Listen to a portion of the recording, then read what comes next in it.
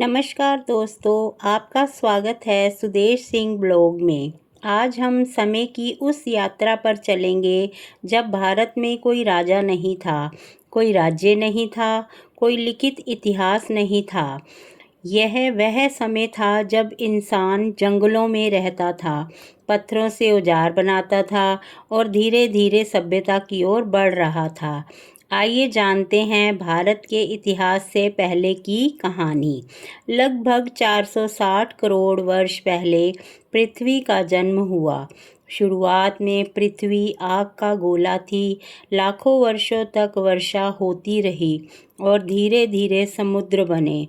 फिर छोटे छोटे जीवों का जन्म हुआ। करोड़ों वर्षों बाद डायनासोर आए और फिर एक बड़े उल्कापिंड के टकराने से उनका अंत हो गया।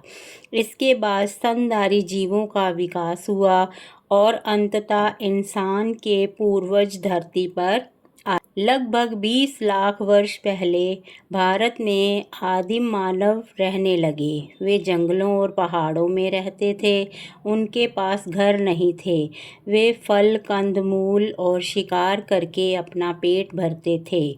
उनके सबसे बड़े दुश्मन जंगली जानवर और प्राकृतिक आपदाएं थी। इस युग को पूरा पाषाण युग कहा जाता है। लोग पत्थर से कुल्हाड़ी, चाकू और भाले बनाते थे। वे आग को नहीं जानते थे। रात होने पर पेड़ों और गुफाओं में छुप जाते थे। धीरे धीरे उन्होंने पत्थर रगड़कर आग जलाना सीख लिया। यही खोज मानव इतिहास की सबसे बड़ी खोजों में से एक मानी जाती है। आग मिलने के बाद भोजन पकाना सीखा, ठंड से बचाव करना सीखा।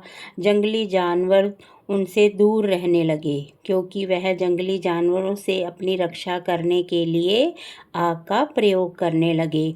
लोग रात में भी जागने लगे। यहीं से इंसान का जीवन बदलने लगा। पहले लोग अकेले घूमते थे, बाद में उन्होंने समूह बनाकर रहना शुरू कर दिया। एक दूसरे की मदद करने लगे, बच्चों की देखभाल करने लगे। यहीं से परिवार और समाज की शुरुआत हुई। लगभग 10,000 वर्ष पहले लोगों ने देखा कि बीज जमीन में गिरकर पौधे बन जाते हैं।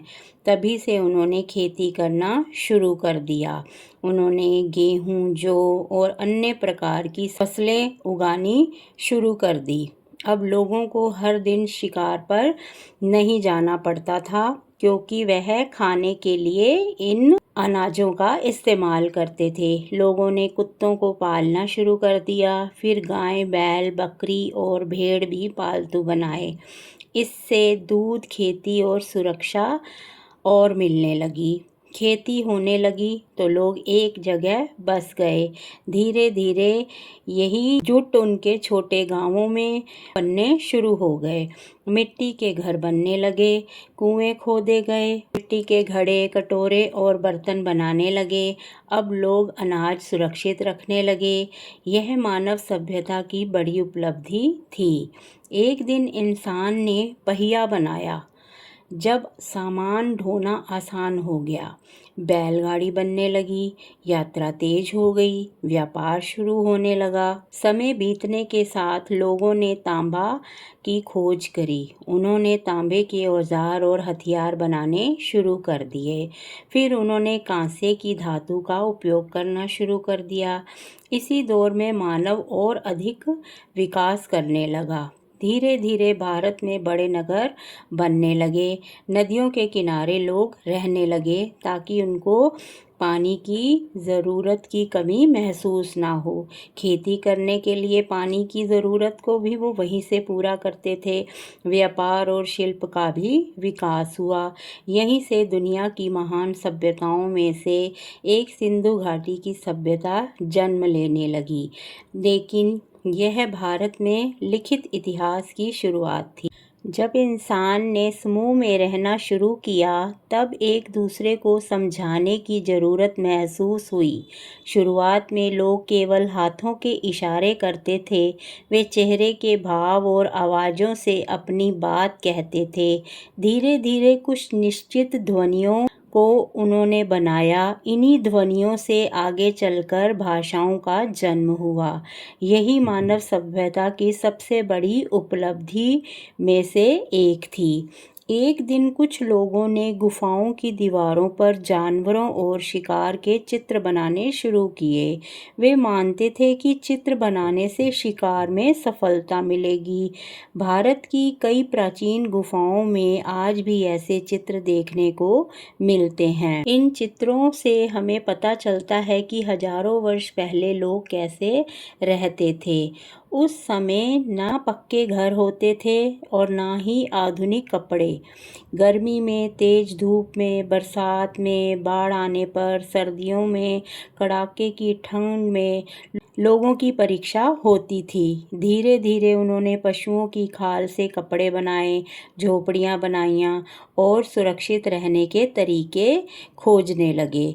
पहली बार जब खेतों की अच्छी फसल हुई तो लोगों को खुशी महसूस हुई। वे नाचे, गाए और एक दूसरे के साथ भोजन बांटा। यहीं से त्योहारों और सामूहिक उत्सवों की शुरुआत मानी जाती है। कुछ गांवों में मिट्टी के अच्छे बर्तन बनते थे तो कहीं अच्छी खेती होती थी। लोग एक दूसरे से वस्तुओं का आदान प्रदान करने लगे। इसे वस्तु विनिमय कहा जाता है। यही आगे चलकर व्यापार की नींव बना।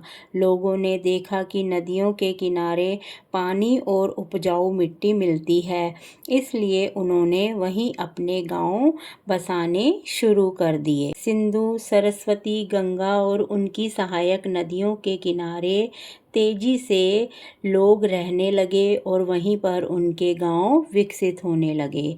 उस समय स्कूल नहीं थे। बच्चे अपने माता पिता के साथ खेती, शिकार, पशुपालन और औजार बनाना या मिट्टी के बर्तन बनाना सीखते थे। यही उनकी शिक्षा थी। अनुभव भी उनका सबसे बड़ा शिक्षक था। आदि मानव सूर्य, चंद्रमा, पेड़, नदियों और पहाड़ों को जीवनदाता मानता था। वह प्रकृति का सम्मान करता था और उससे डरता भी था। यहीं से प्रकृति पूजा की परंपरा शुरू हुई, जिसकी झलक आज भी भारत की संस्कृति में दिखाई देती है। हजारों वर्षों की मेहनत, खोज और अनुभव के बाद इंसान अब पहले जैसा नहीं रहा। वह गुफाओं से निकलकर गांवों में बस गया, खेती करता था, पशु पालता था, मिट्टी के बर्तन बनाता था, पहिए चलाता था और धातुओं का उपयोग भी सीख गया था।